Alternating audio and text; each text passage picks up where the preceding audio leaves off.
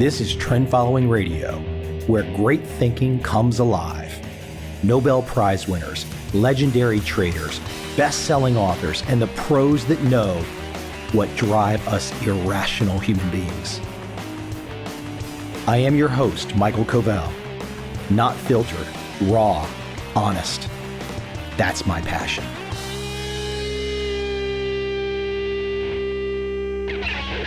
One of the nonstop conversations, what generation are you? How do the generations compare? It's always about generation. Is this generation different? Is that generation different? Well, hell yes, they're all different. My guest today, Mauro Guillén, makes the argument that maybe they're not so different, or maybe it doesn't matter, or maybe we are becoming all one generation. His new book, The Perennials, the Megatrends Creating a Postgenerational Society. A little back and forth in this episode, a little pushback on both sides, always makes for a good conversation. And without any further delay, let's jump right in with my guest today, Mauro Guillén, and get into a little bit of The Perennials. I hope you enjoyed this conversation.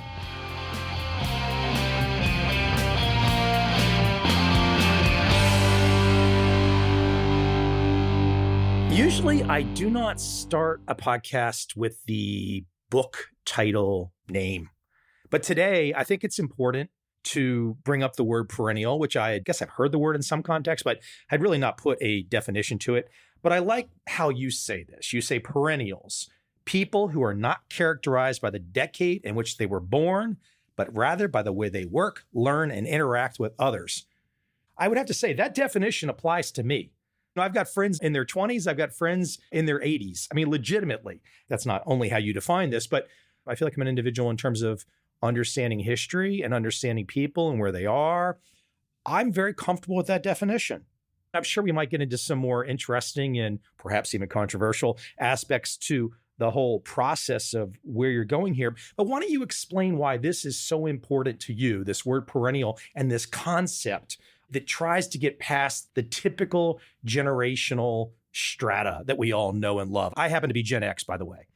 The term perennial is important because I think we are, as a society, as an economy, moving in the direction of having more perennials. You just said that it resonates with you. It resonates with a lot of people, but unfortunately, we still have very few amongst us who essentially don't think and don't act their age. People still do whatever they think is age appropriate.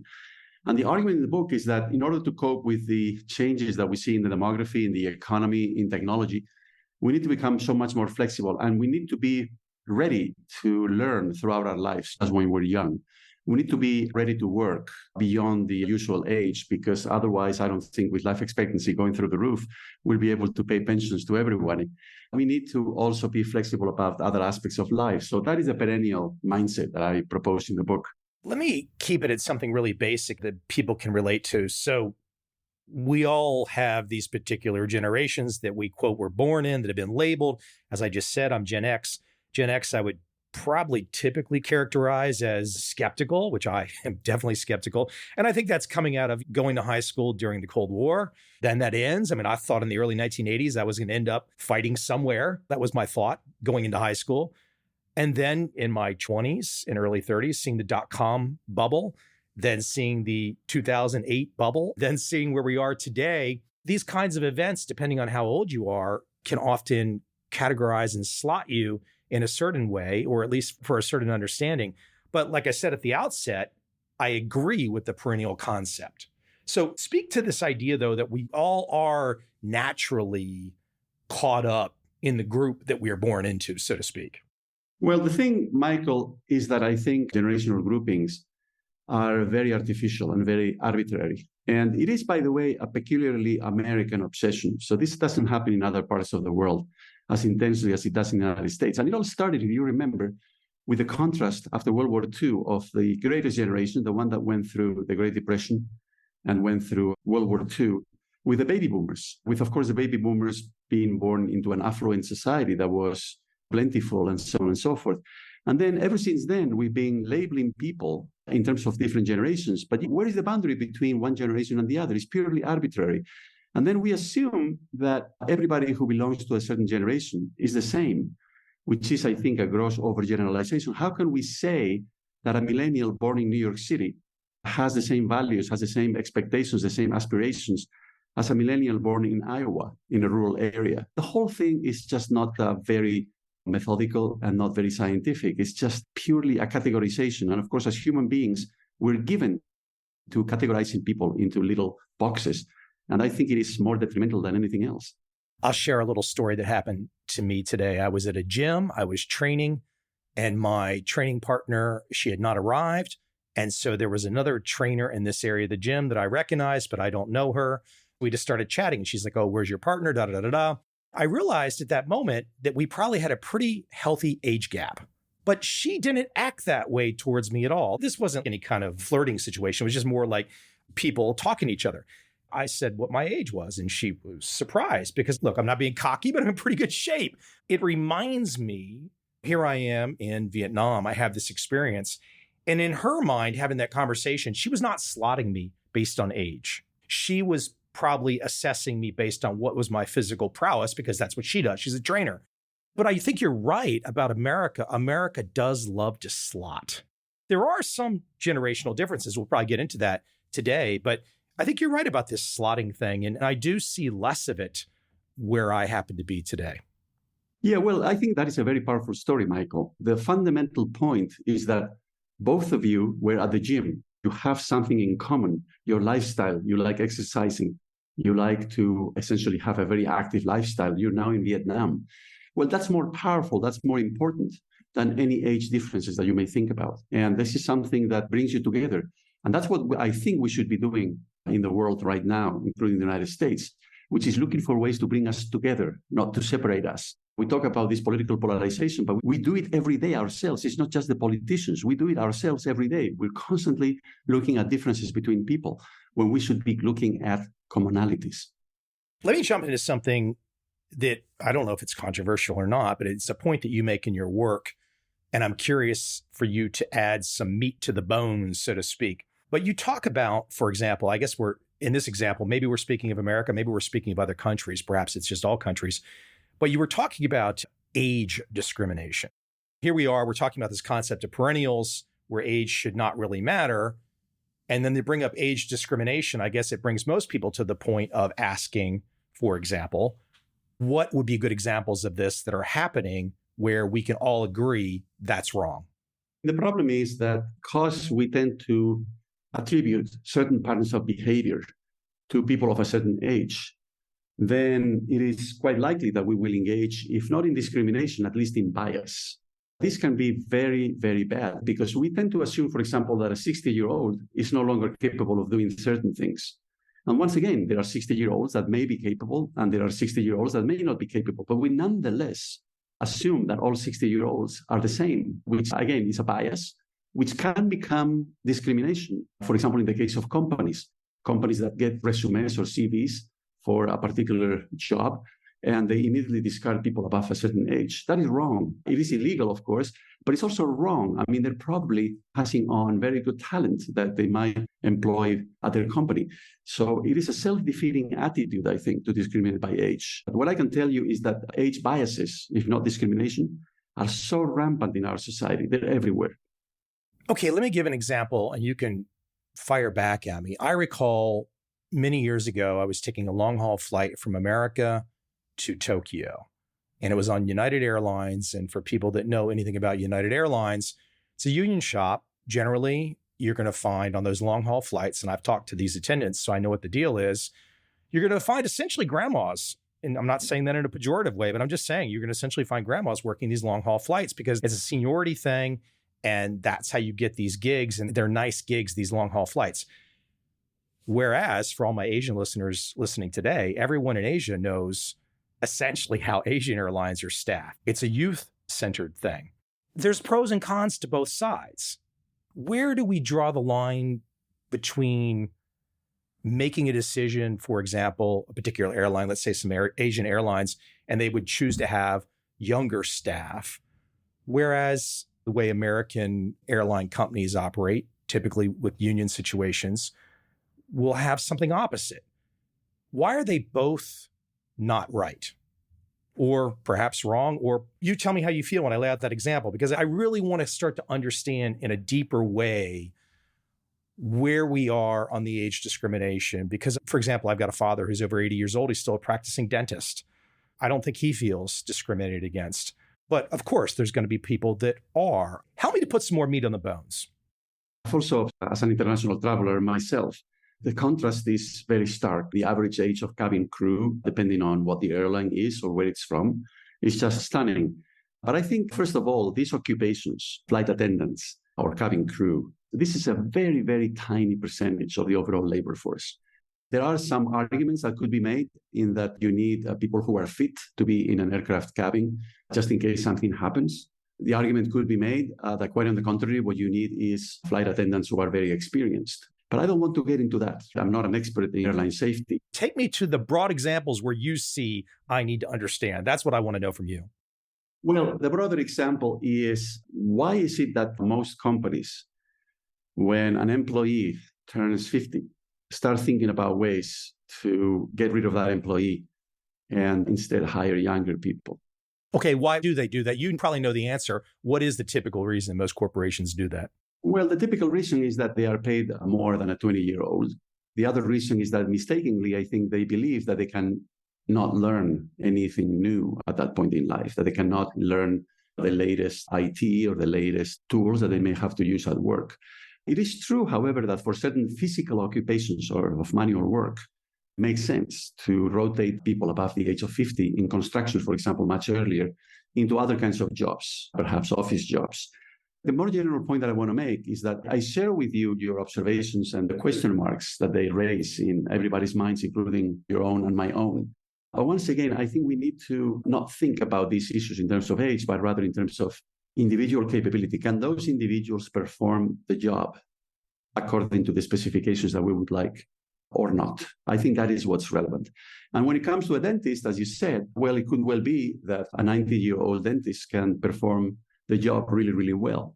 It could well be that a flight attendant who is into her 60s or his 60s that can also perform that job really, really well. So once again, I think the important point here is to remove age from the relevant set of variables or characteristics that we always use. But it's very difficult because the moment we meet somebody and we see somebody for the first time, we're trying to figure out their age. That's what we all do. It's very human. It's like we start wondering, how old is this person? Oh, how odd. Oh, this is a flight attendant or a pilot who looks very old. And by the way, looks can be very deceiving. As you said, sometimes people are surprised at your age, the trainer at your gym. So in other words, I think the right path for the future is to try to relegate age to the background as much as we can. But here we're fighting against a very deeply ingrained human tendency, which is whenever we meet somebody, we are internally, inside of our minds, trying to figure out their age. This is a great point for me to share something back to you. So as somebody who has spent a decently long time in Vietnam, when you meet somebody, and they must be really good at this, you are essentially, at the moment you meet that person, need to know their age. You need to know their age because the male or female pronoun that's going to come, that you're going to use next, is built into the culture.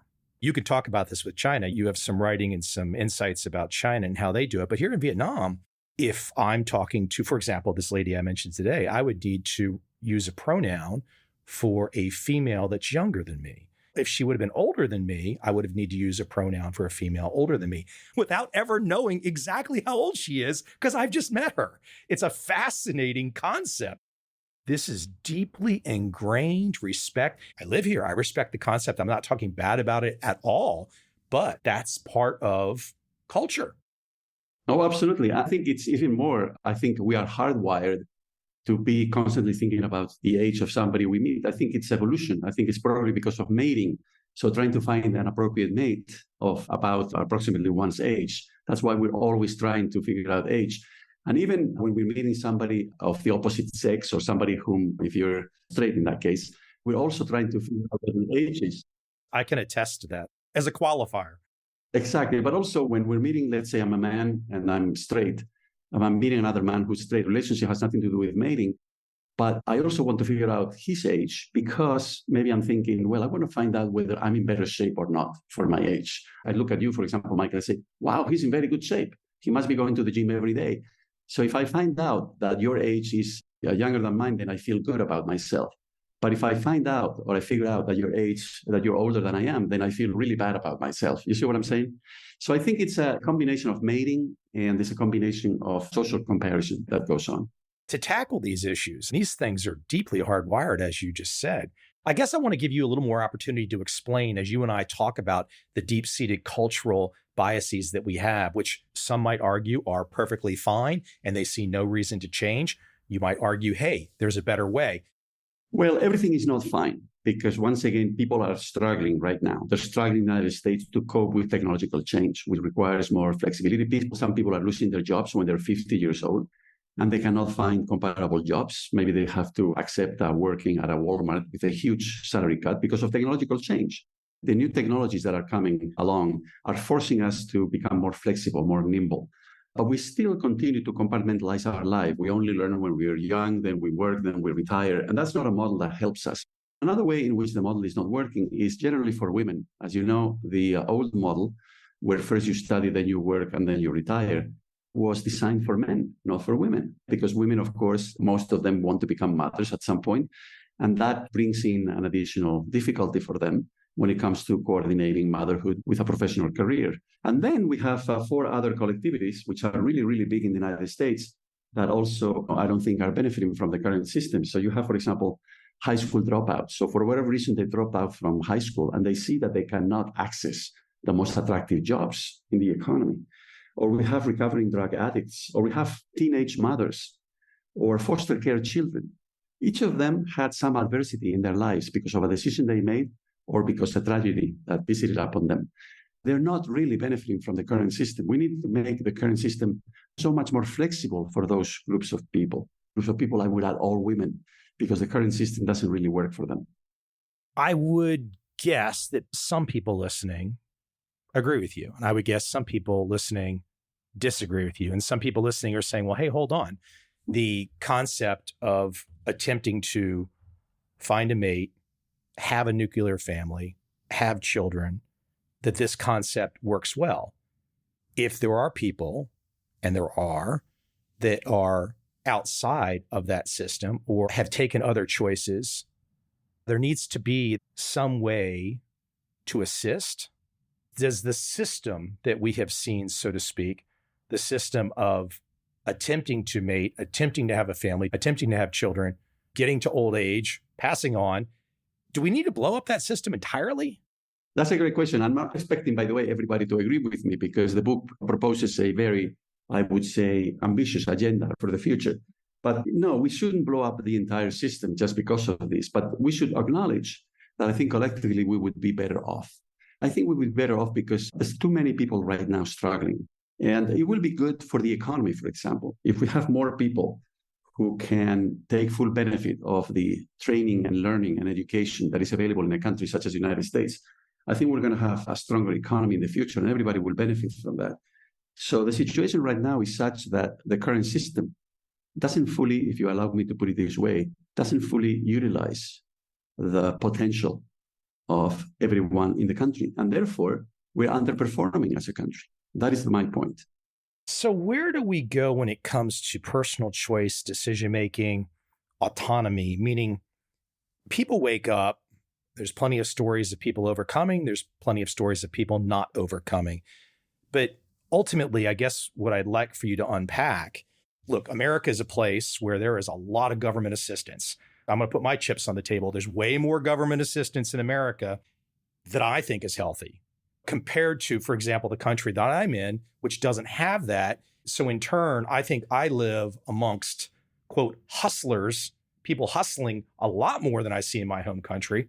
How do we get around this? How do we get around and back to the idea, or are you proposing to go to a different direction? To me, it seems like regardless of the struggle that one might have, the whole story's always been America's this land of opportunity. You come to America, if you work hard, you save your money, there are opportunities. Yes, we might not all become billionaires, The bell curve says that's the case. But it seems like that you think the opportunity has gone away. I mean, for example, some of the older folks, let's say they happen to be at a corporation and that corporation is hell bent on younger staff and they hit 50.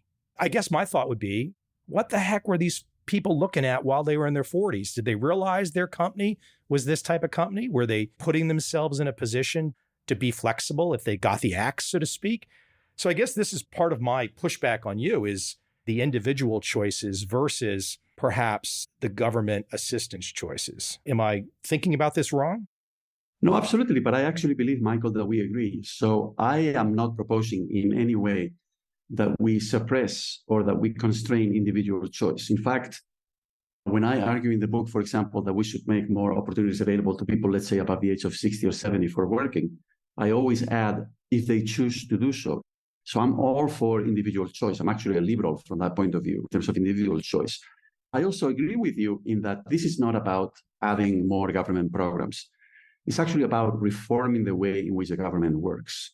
Because, for example, there are a lot of government programs that target individuals at a certain age. And I think that's completely wrong. So, for example, there are plenty of opportunities for young people to get funding to study, but not so many for people in their 50s who may need to retrain themselves to be able to work in this changing economy.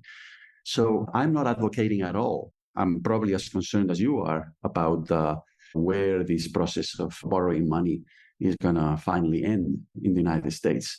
And also the very complex set of incentives that government assistance introduces and how it may disrupt, as you said, individual choice and the ethic of hard work and so on and so forth. I'm concerned about all of those issues. But having said that, I think the way in the future is to reinvent many of those government programs, not necessarily to cut them, but certainly not to increase the role that the government has in the economy, not necessarily, not at all. What if I push back and I said, if we keep the conversation at those over 60, and I've got parents over 80, so I watch their use of technology, not half bad, pretty good, could be better, but you say with age, things change. But let's say we're staying in the over 60 crowd for a second. What about the idea of, I was making this with my example just a second ago, but it seems like with information technology, it seems like with the internet that, and you're talking to somebody who's been an online entrepreneur since the mid-1990s, so I've got my bias, but it seems like there is the forever opportunity to sell on the internet, to either sell a product, to sell a service, to sell consulting. This is part of my pushback on you too, would be is that if we keep ourselves in the traditional headspace of the corporate job and whatnot, I guess it can look limiting, but I'm still shell-shocked at how little conversation we all have about this wonderful information technology that connects us all together and just gives this unlimited market. Now, of course, that requires some ingenuity and some creativity to think up something interesting to do. In your case, for example, you're selling a book, other things in your life, but right now you're taking advantage of it. Speak to that. I will always fall down on the side of that I think we're all going to be a little bit happier and a little bit more, I don't know what to call it, but about counting on ourselves more than counting on somebody else to be there to help us. But I think the information technology revolution, the internet, podcasts, in addition to everything that you said, also allows for very quick and rapid exchange of ideas. I see myself not in the business of selling books, but rather selling ideas. And that can take place over using a printed book or right now in a podcast and so on. But like everything, there's a positive side to it. There's a benefit to it, but there's also a potential cost or a potential problem. As you know, we have this proliferation of fake news right now, which is, I think, creating quite a bit of difficulties, and it has been made possible on a grand scale, on a global scale, by new information technology, by social media, and so on and so forth. So I think we are living through a huge revolution, but we need to be watchful in terms of trying to maximize the benefits that these can bring, while at the same time trying to address some of the issues that are emerging. And fake news is only one. There's several other issues out there. But I see the new media, digital media, primarily as an instrument for exchanging ideas. It's also exchanging information. It's also allowing us to purchase things, as you said. But the exchange of ideas is, I think, particularly helpful. And I'm delighted that there's been this explosion over the last few years in terms of how many people tune into podcasts. I think it's wonderful because podcasts is a genre where there can be, as in your podcast, there can be a deep discussion of the issues. And I think that's good. That's constructive. Let me up the ante on you since you brought up something interesting. You put it out there without necessarily defining who's doing it, but you bring up the concept of fake news and we apply it to our modern times. Is a little bit of a history nut. I'll give a fake news example for both the left and the right. So everybody has a little bit of angst when I give these examples. Look, in 1965, LBJ decided that America needed to send huge numbers of troops to Vietnam. Huge mistake. In the 90s and the early 2000s, Bush father and son decided we needed to fight wars in Iraq over reasons that made no sense. Is fake news new? It doesn't seem like it's a new thing. I'm wondering if fake news has been around as long as news.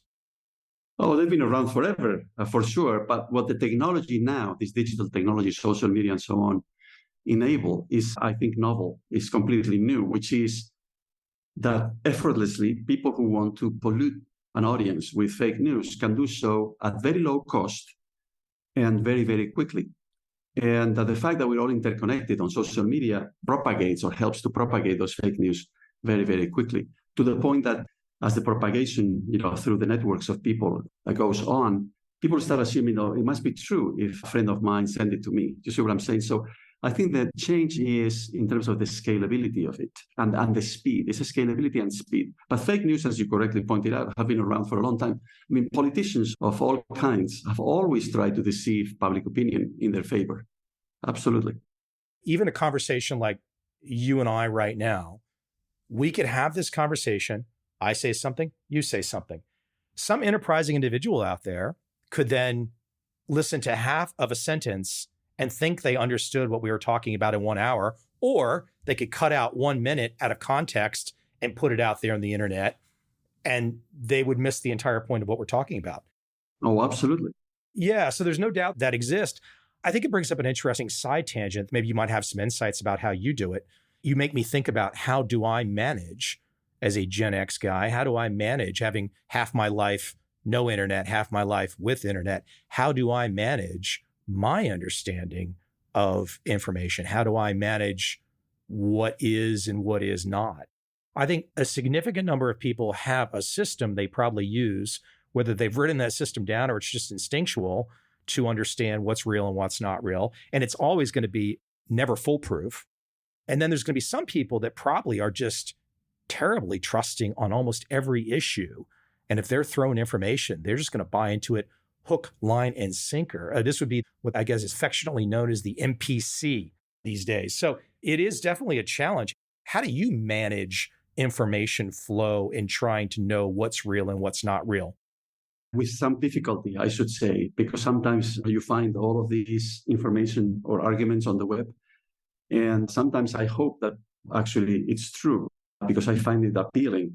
But what I try to do is I try to verify the source. Where is it coming from? And I try to exercise my own critical thinking. That's why I think it's really, really important for education in the United States to continue teaching our students how to think critically. There's been, as you know, this shift in terms of majors. For example, we have very few humanities majors these days, and we have everybody really wanting to major in engineering or in computer science and so on. And I think it is dangerous because we need to also help our young acquire this critical style of thinking so that they can tell for themselves whether they want to believe something that they find on the web or not. It is becoming increasingly more and more difficult. You bring up something in the book, which I want you to elaborate on. Everyone knows this is happening. But if we look at these generations that you and I are trying to avoid, these labels that we're trying to avoid, going from boomer to Gen X to millennial and Z, and I don't know them all, the youngest ones, I don't know. But there's something you bring up in your work. You bring up the concept of gender quite a bit in this book, or at least a decent amount. There's no doubt that right now, if we look at the generations as they're stratified, and I've seen the polling, I've seen the surveys, when it comes to concepts, if we get back to the beginning here, we're trying to have this perennial mindset to break free of the strata. But this concept, for example, gender, is definitely skewing younger. There's no doubt about it. the difference between, I guess, the group, I'm not sure what the name is, maybe it's Z, the group in their 20s today versus Gen X and boomers on the concept of gender, it's not even close to the same ballpark. No, of course, there's been a sea change in terms of people's attitudes towards gender. And remember, I mean, my generation, I was born in the 1960s. We were at the tail end of the feminist movement, for example. Today, young people, not everybody, some young people, they reject the binary world. They even reject the distinction between female and male, not in terms of biology, but rather in terms of what it means in society or what it means politically and so on and so forth. So I completely agree with you. There's been a sea change, and it has caught me by surprise because I thought I was very up to date in terms of all of these gender issues. And I found myself often at a loss in terms of understanding the new arguments that are being proposed by relatively young people these days about gender and how to think about gender, especially the non-binary movement. I was raised in the tradition of there are differences between men and women, and of course we should make every effort to try to make women access the same kinds of opportunities available to men. But we didn't challenge the distinction between men and women. Is it okay for somebody like me, a skeptical Gen X person, to sit back? And I think it's 31. Look, I don't say this in a mean way, but I think there's 31 legally recognized genders in New York City. Is it okay for me as a skeptical Gen X person, in the face of all of the outcries that we've heard in the last bunch of years, to just say on the face of it, that's absurd? Let me just play this game of saying on the one hand and on the other. So on the one hand, I personally will respect particular individuals' choice as to how they want to define themselves from a gender point of view. So I respect that individual choice, okay? We were talking about individual choice earlier. However, on the other hand, I worry about the implications for society of categorizing people in ever smaller categories, which is that we are dividing up the population into tiny bits, and we're probably contributing to this trend that I was referring to earlier, where we seem not to be able to find common ground. So everything becomes something that separates us, something that differentiates us, rather than something that unites us. So on the one hand, I respect individual choice. On the other, I'm very concerned about the overall trend. Let me also add another point here, which is, should the government contribute to that or not? If the government essentially then recognizes all of those categories, it is in some way also contributing to that trend of classifying people into ever smaller and smaller categories, and again, making it harder perhaps for us to find common ground. If we add to it, not only if we're looking at gender and we're looking at age, and then we add in things like race and religion, and then we have more and more micro categories, it seems like a nightmare to me. Well, exactly, because if you start cross-classifying all of those categories, then we end up with categories in which we only have one person at the extreme. So I am absolutely committed to the principle that individual choice should be not only respected, but also defended by the Constitution, by our institutions, by all of that. But at the same time, that we cannot have that produce a situation in which everybody's different, and then we cannot find common ground. I think it's really important because many of the problems that we have, not just in the United States these days, but in many other countries as well around the world, I think have to do with this tendency to overemphasize individuality as opposed to the common good. And I think this is really important. One of the reasons that I've loved being in the country that I'm in, and of course, some people are going to love what I say next and some people will dislike it, but I like the traditional type culture. What I'm about to read from your work, I think gets into that a little bit. And you talk about, look, there's pros and cons to what I'm going to quote you about here. I'm going to let you explain this, but you talk about the phrasing here, the linear expectations of a sequential model of life. That's an interesting one to unpack. Why don't I let you unpack that? Well, this is the idea that since we invented universal schooling and we invented pensions, that was 100 years ago, we were expecting people then to go through 4 stages in life. First, as kids, we would play. Then we would go to school. After that, we would work. And then finally, we would retire. And once again, because of the demographic changes, because of the changes in the economy and in technology, it's too rigid a system. It's like a straitjacket. We need individuals to have more flexibility. So that's what I've been trying to explain. But this flexibility doesn't have to be necessarily at odds with tradition. And once again, I am a staunch defender of individual choice. So I'm not saying that everybody should switch to the new model that I'm proposing.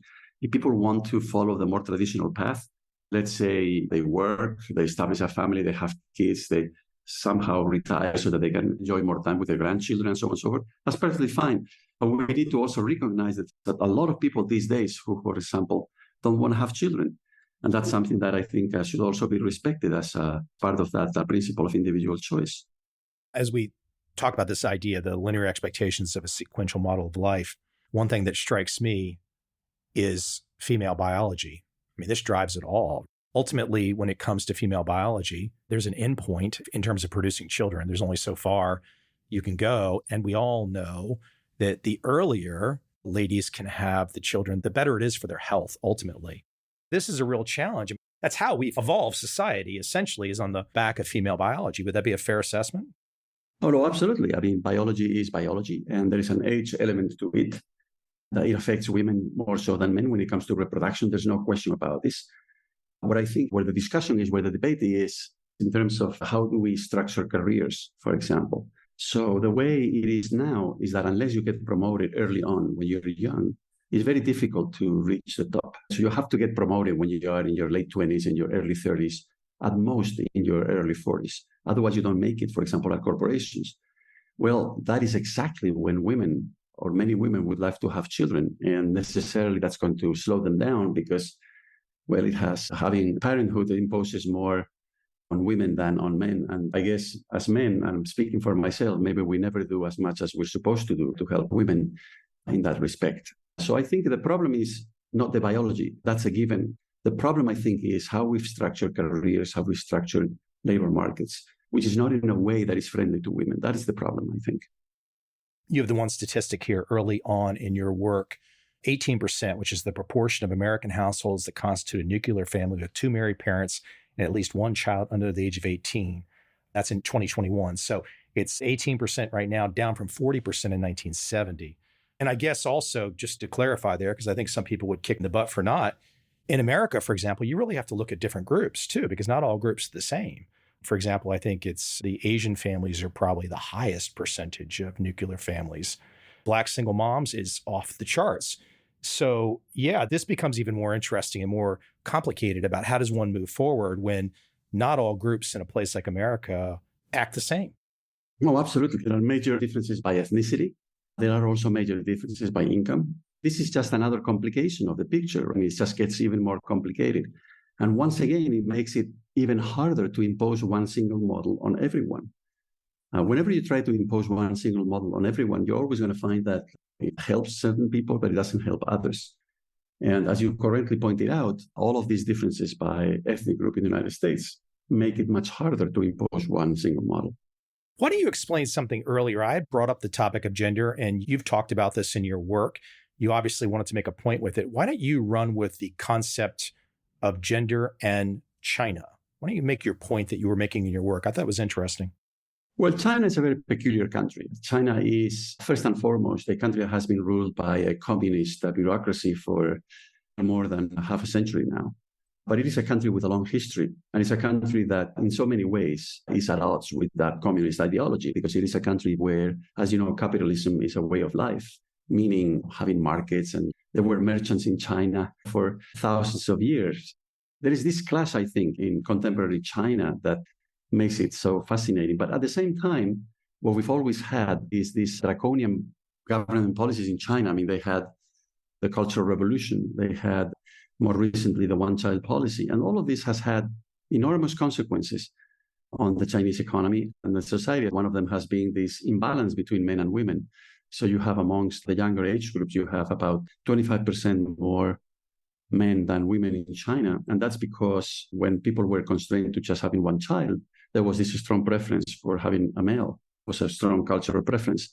And therefore, families then aborted or even killed, in some cases, babies that were female. The point that I'm trying to make here is that every piece of news that is coming out of China these days is actually quite negative.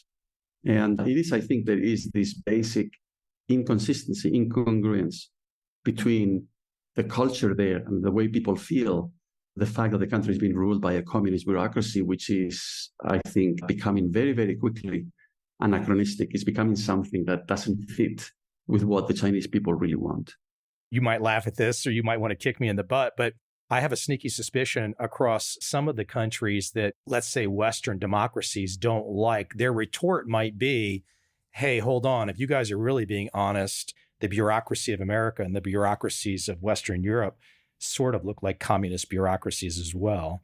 They've definitely become huge jobs programs. It bothers me a lot, frankly, as somebody who grew up in the Washington, D.C. area. I think it's 6 or 7 of the top 10 wealthiest counties in America surround Washington, D.C. That is bureaucracy and money blended together in an unholy way, in my humble opinion. I guess the example I was bringing up with China is you talked about the gender issue in terms of the language was something that you brought up, that China was a non-gendered language. There is this study, there are languages that are more gendered. So, for example, German and Spanish are among the most gendered languages because you don't only use a different pronoun for men and women, but you also use a different noun. For example, when you're referring to an economist in English, let me just choose a different example. When you're referring to a historian in English, there's only one word. Whether you're a man or woman, you're a historian. In German or in Spanish, it's a slightly different word that has a slightly different ending, whether the historian is a man or a woman. So what these researchers found was that this characteristic of languages, the extent to which they were gendered, actually correlates with gender inequality. In other words, a country that have more of a gendered language, they tend to have higher degrees of gender inequality. I'm in a place where that type of specific language exists, but I'm also in a place where I feel like women have got the first billionaire in Vietnam was a lady. Maybe the second one was. It feels like to me is that you want us to think about these issues. You want to push on these issues, but you're not necessarily saying, or if you are, please correct me, you're not necessarily saying, I've got the perfect plan laid out. It's more that you are getting us into this topic. As I say at the beginning, I think of myself by definition of what you say is a perennial type person.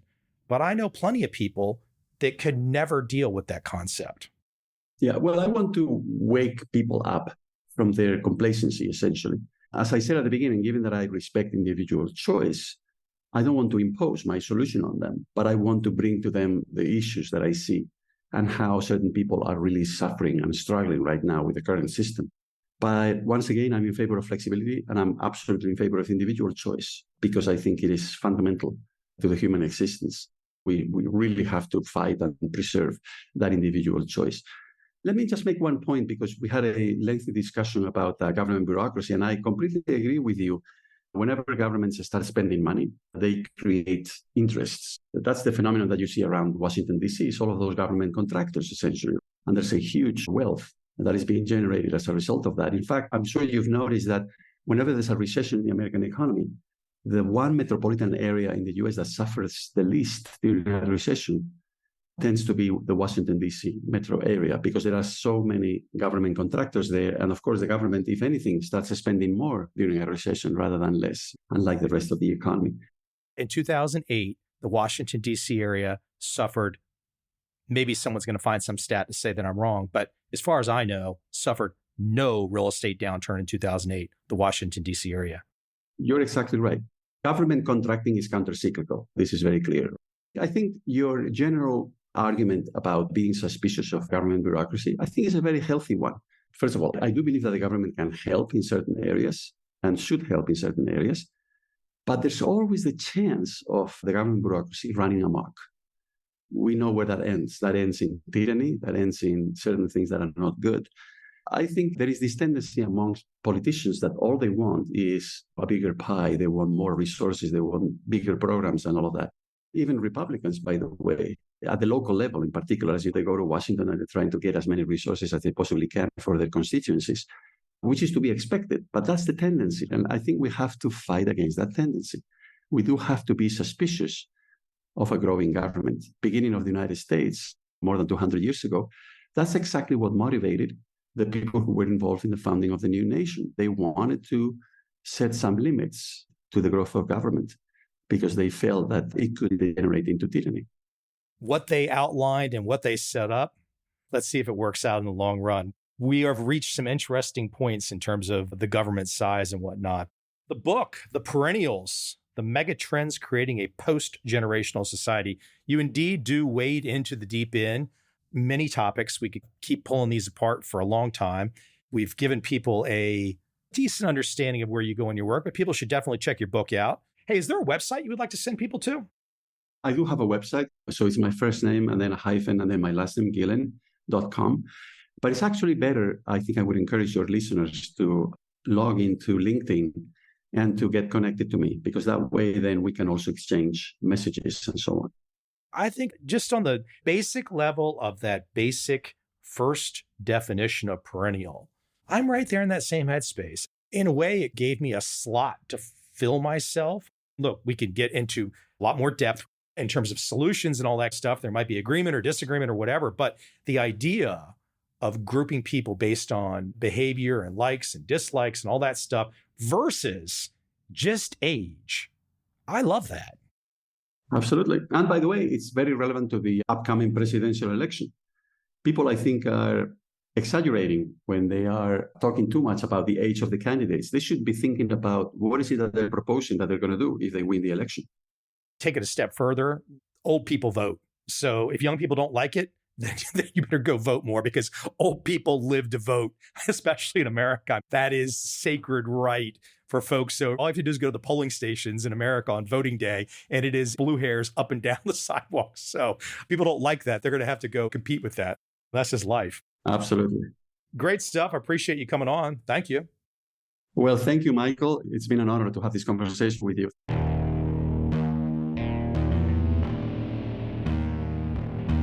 I see a time when those awake will understand how to make money in up, down, and surprise markets. Whether new trader or experienced, college student or financial advisor, protecting against a crash or just trying to make a lot of money, trend following offers everyone an answer in uncertain times. To get started immediately, send me an email, michael@covel.com. I will send you the right trend following steps to take along with my free video. But if you want to buy and hold, trust the government and trust Wall Street, this is absolutely not for you.